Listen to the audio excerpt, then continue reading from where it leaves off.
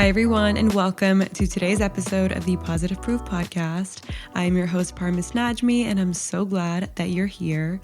If you want to listen to more episodes like this one on self-improvement, mindset, and wellness, go ahead and hit that follow button to join the family.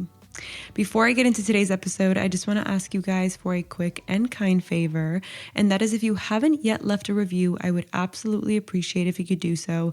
It helps so much to build this podcast and help it grow so that we can increase the positive impact we make and just overall make it a bigger community. Also, if you're looking for daily motivation, follow me on Instagram at Positive Proof Podcast, where I post behind the scenes content and daily quotes that serve as sweet daily reminders. And if anyone is wondering how to leave episode requests, you can actually send me your thoughts via the DM me your thoughts link in the description or via Instagram DM as well. Now, have you ever walked away from brunch feeling a little hollow, like the conversation never got past small talk, the weather, and TikTok trends, yet you still picked up the emotional tab? Or maybe you posted a huge win online only to watch your bestie scroll past without even a quick congrats. Those tiny gut punch moments, they add up, and they're often the first clues that a friendship isn't as healthy as it looks on the feed. Think about how friendships felt in grade school. You traded half your sandwich for a juice box, and that was that. Loyalty sealed.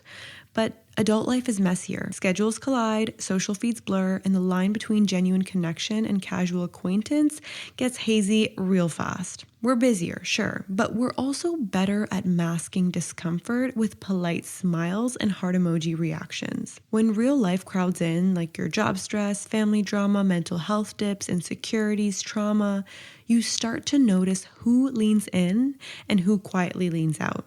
And sometimes the red flag is loud, like a public dig that makes everyone laugh but you.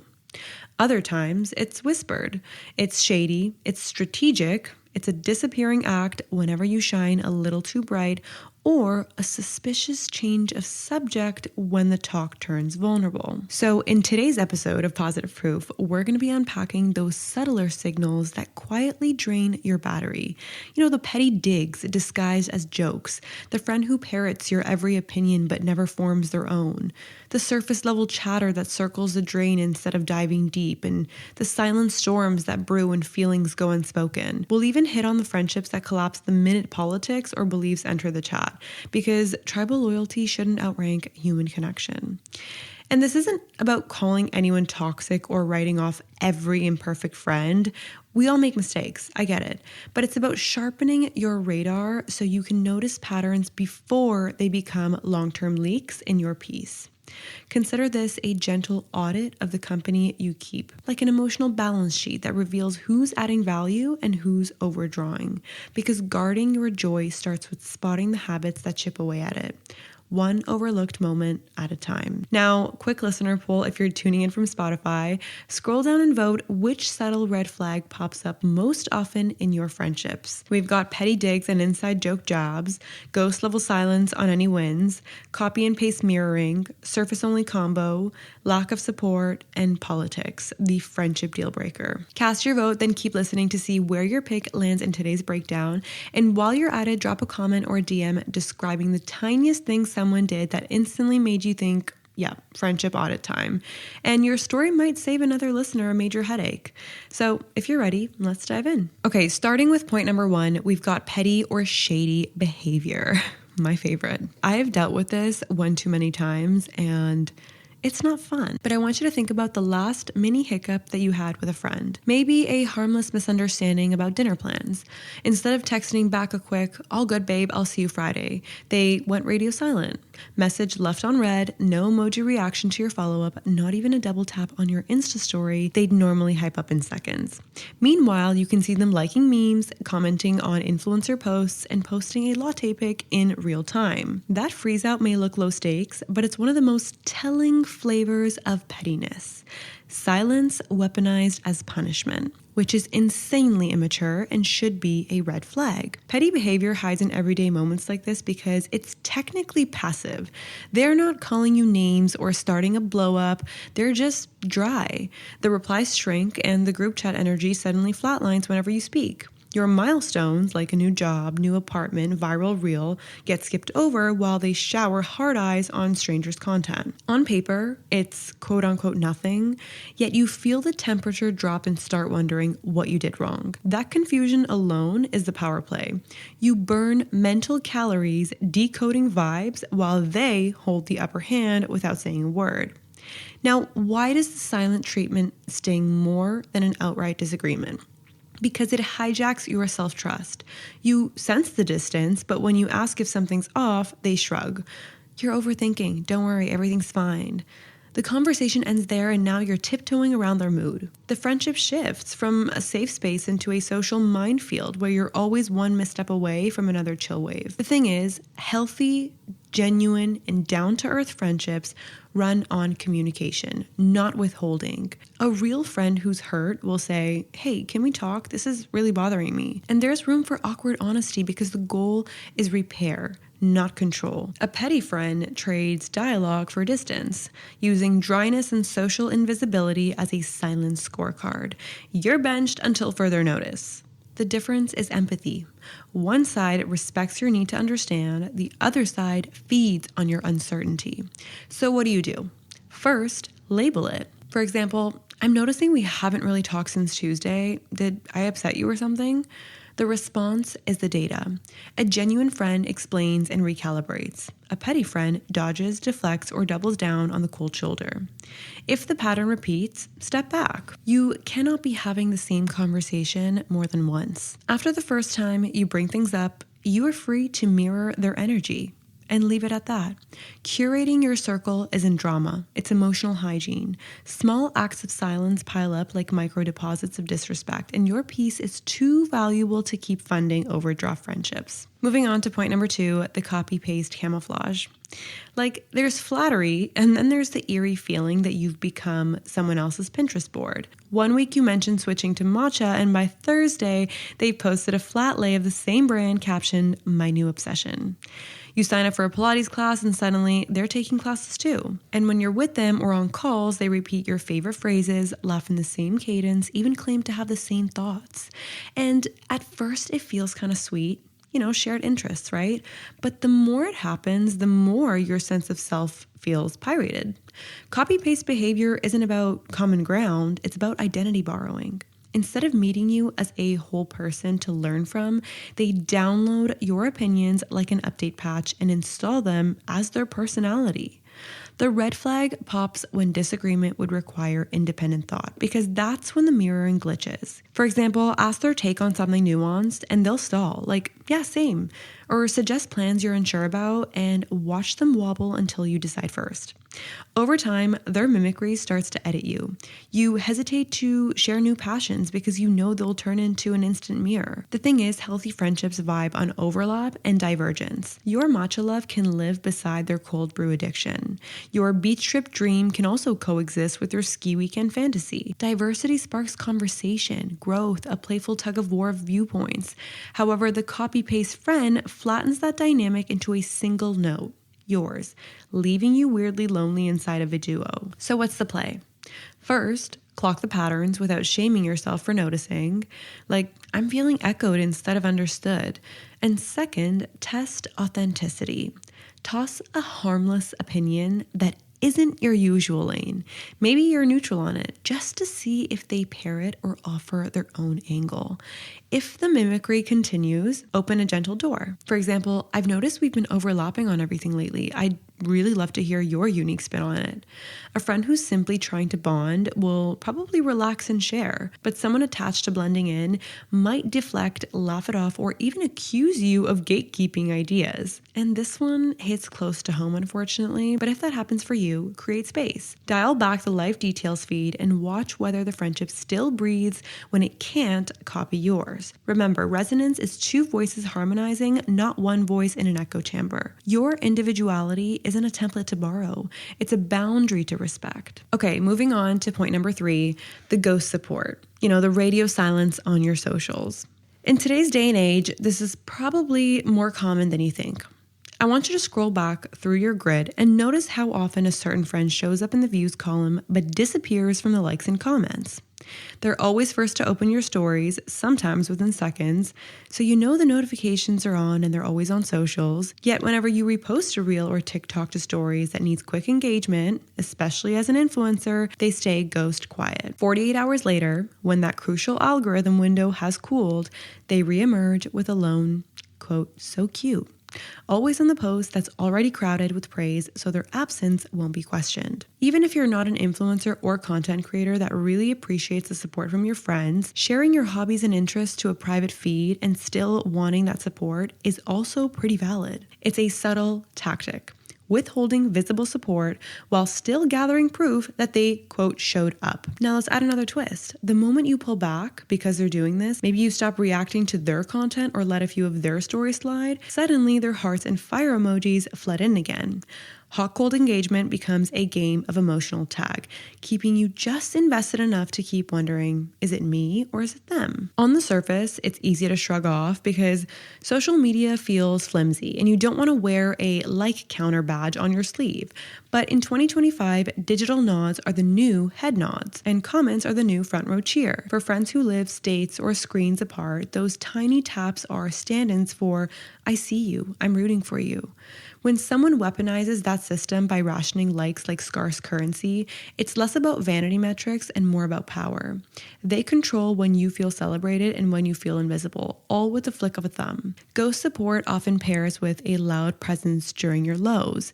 They're first to sling a popcorn gif when you're ranting about a deadline fail, yet mute when you land a dream client. They'll repost the meme you sent, but tiptoe past your handmade product launch. Healthy friendships make hype effortless. A confetti emoji, a genuine comment, a story share captioned, "My girl's killing it." And there's no scoreboard, just reflexive celebration. If you're stuck in ghost support limbo, state the need without accusation. Like, it means a lot when close friends engage. Did you catch my latest reel? The response is pure data. A supportive friend would probably apologize and show up. A ghost supporter shrugs, oh, I barely use Instagram, and then proceeds to like 3 influencer posts in the next hour. If the pattern holds, reroute your energy. Friendship is a two-way Wi-Fi. If they're perpetually offline when you broadcast joy, unless you withhold it first, it might be time to cut the connection. Curate circles where applause isn't a mind game but a reflex, and where your wins don't have to pass a popularity test before they deserve a cheer. Moving on to point number 4, shallow pool friendships, when, it never gets past the how's work small talk. Have you ever noticed how some hangouts feel like you're trapped at a networking mixer that never ends? Same safe questions like how's work, how's the fam, followed by the identical 2-minute recap you gave last time. And you might try to pivot into something real, like why you've been anxious about turning 30 or how your parents' health scare shifted your priorities. But the convo skims right back to brunch spots and Sephora points. Surface level friends aren't evil. They're just emotionally snorkeling while you're ready to scuba dive. The giveaway is the missing follow-up questions. You share a worry, they nod politely, or give a short response and then pivot back to something else. Or maybe you reveal a win, they clap, change the subject, and never circle back. Eventually, you stop volunteering depth because it feels like tossing confetti into the wind. Pretty on release, gone on arrival. The danger of shallow connection is the slow leak of authenticity. If every interaction hovers in polite small talk, you begin editing out the messy parts of life, and the friendship becomes a curated highlight reel. Cue the Sunday night hollowness, you spent 4 hours together yet still feel weirdly unseen. Or worse, when a crisis hits, breakup, job layoff, health scare, you hesitate to reach out because history says the response will be, "Oh, that sucks.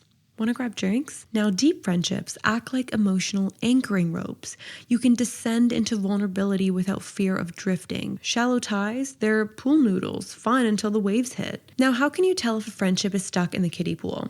I want you to track curiosity, because real connection sounds like, tell me more. How did that feel? What's next? Shallow connection sounds like, cool, or yeah, aw, I know, hun. Anyway, and another test you can do is reveal a minor insecurity on purpose. Nothing too raw, just a personal hiccup. Watch whether they lean in or swerve. The reaction is data. Consistent deflections mean they're not ready or willing to meet you below the waterline. If you crave depth, try an invite rather than an accusation. For example, I've been thinking a lot about purpose lately. Mind if I pick your brain? Or can we have a real girl-to-girl talk instead of Netflix? Because sometimes people don't realize how often they default to small talk until you model something deeper. But if every attempt lands with a splash of discomfort and a quick subject change, just accept the limit. It's okay to keep surface friends in the lineup for lighthearted hangs while investing your emotional bandwidth elsewhere. Protecting your depth doesn't make you intense, it makes you intentional. Because life is too short to paddle in circles when you're capable of swimming in the deep end. Okay, point number 5, we've got silent earthquakes where someone is upset with no communication. Now for this one, you might notice it first in the micro shifts, like a one-word reply where you'd normally get a voice note, or the sudden busy tag on an event you'd planned together. Like something is clearly off when those things happen. But when you ask, hey, is everything okay? You get the scripted shrug, like I'm fine. The mood drop is unmistakable, yet the reasoning floats just out of reach, like a radio signal you can't quite tune. And this is what I call the silent earthquake friend. Emotional tremors rumble under the surface, tension builds, but they refuse to name the fault line. And you're left here replaying every conversation for a possible trigger or drafting apology texts for sins you're not sure you committed. Over time, the guessing game mutates into walking on eggshells. You soften jokes, pre-edit opinions, throttle back excitement, pretty much anything to avoid setting off another invisible alarm. The tragedy is that it erodes trust on both ends. They feel unheard because their feelings stay bottled, and you feel unsafe because the ground can shift without warning. And the thing is, healthy friendships, by contrast, practice real-time fault mapping. If something stings, it's voiced. Like I felt overlooked when you canceled last minute. That vulnerability invites repair, not rupture. The silent earthquake dynamic flips the script. Punishment first, explanation maybe never, turning conflict into a power play. So how do you navigate this? I want you to start by refusing the role of mind reader. Instead of I wonder what I did to upset them, shift to I sense some distance. I'd love to understand if you're open to sharing. Now what this does is it frames the issue as shared terrain rather than a crime scene. If they stonewall like nothing's wrong, just give them space, but set a boundary. Like, I care about you, but I cannot guess what's bothering you. I'm here when you're ready to talk. Their response to that is going to be telling. A friend who's committed to growth will probably circle back because the relationship matters more than the temporary discomfort of confrontation. But if the cycle repeats, freeze out, denial, repeat, you have the data in front of you. They're choosing control over connection. And at that point, I need you to protect your emotional real estate. Just step back from the fault zone and invest in friendships where conflict is a conversation and not a silent sentence. Remember, your peace thrives on clarity. You deserve relationships where storms are forecast with words, not sprung on you like surprise quakes in the middle of what should be steady ground. Moving on to point number 6, the permanent teenager energy. Basically, what you would call emotional immaturity. Some friends look grown on paper, like, they've got the steady job, they've got the rent paid, they've got a gym membership, yet their conflict skills are stuck in freshman year cafeteria drama.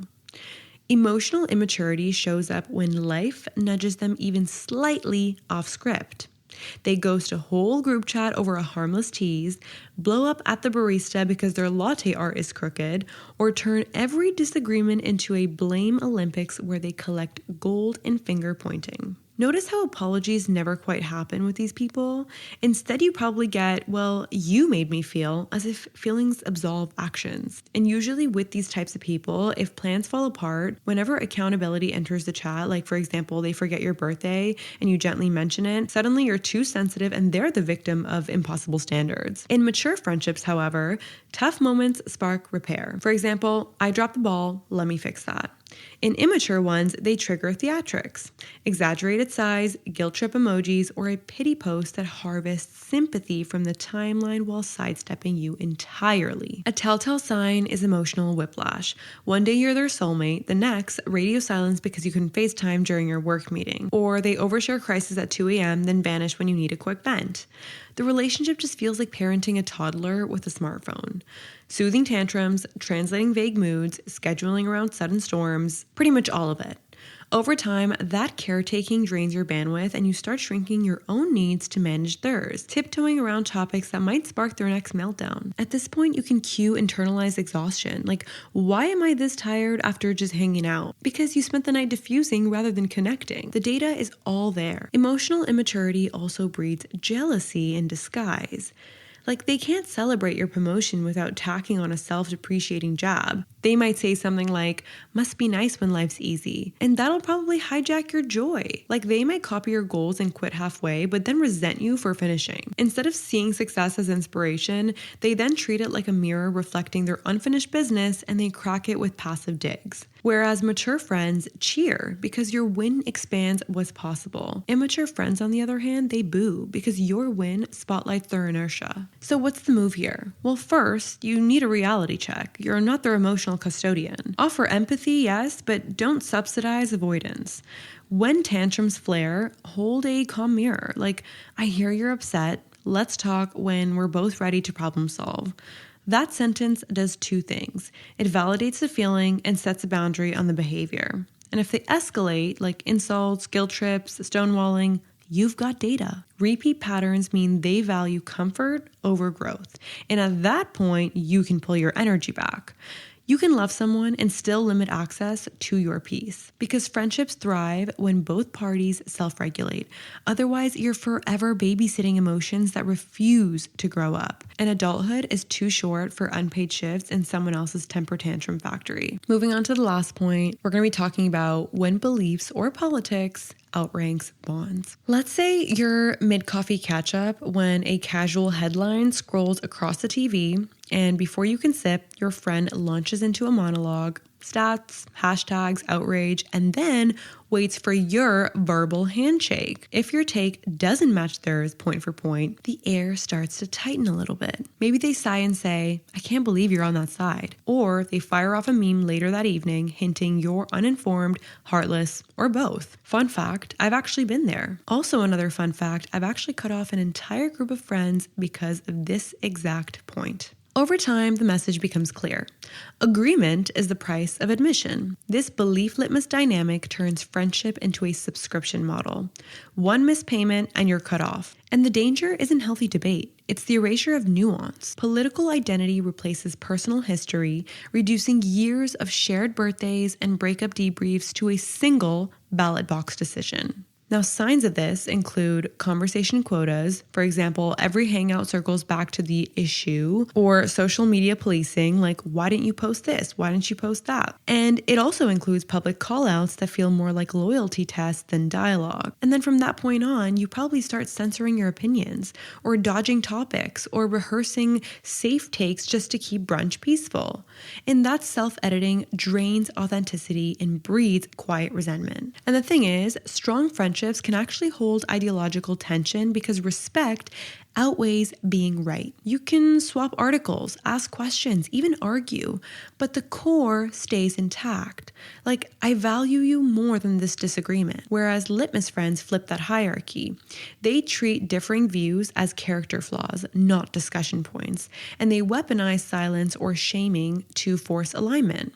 So how do you navigate this? Well, the first thing you can do is cut the friendship like I did, because mine was pretty serious and it involved major character callouts. Or you can also name your boundary without apologizing by saying, I care about this topic, but I don't want our friendship to hinge on total agreement. You can also offer structure and say, happy to exchange perspectives over coffee, but let's cap it at 20 minutes so we can talk about life. If they react with curiosity, there's room to grow.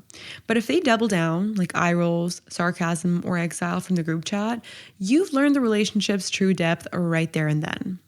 Remember, staying silent to keep the peace isn't the same as preserving peace. It's pretty much renting your voice to someone else's certainty. When ideological rigidity crowds out empathy, I need you to step back.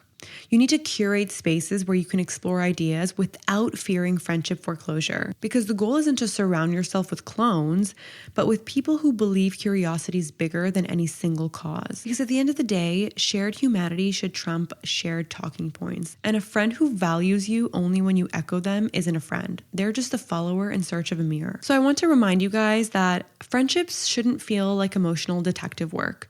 If someone's energy leaves you second guessing every text, post, or plan, that is data. Data that you're allowed to act on. It's either an opportunity to mirror their energy, or an opportunity to step back, or an opportunity to cut them out completely. So today we unpack the 6 sneaky signs, petty digs that masquerade as jokes, copy-paste mirroring that erodes your identity, ghost level silence on your socials, endless small talk shallows, unspoken grudges that quake beneath the surface, and full-grown adults stuck in freshman year drama. So here's your mini assignment before the next episode.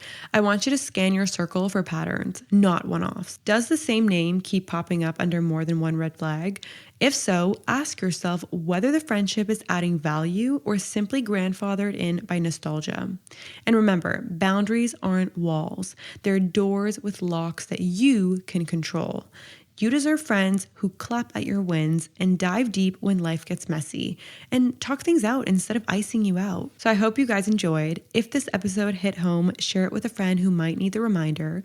And don't forget to rate Positive Proof so we can keep building a community where healthy connection is the baseline and not the bonus. To everyone who made it this far, I appreciate you so much, and I can't wait to chat with you again in next week's episode. Lots of love, Parmis.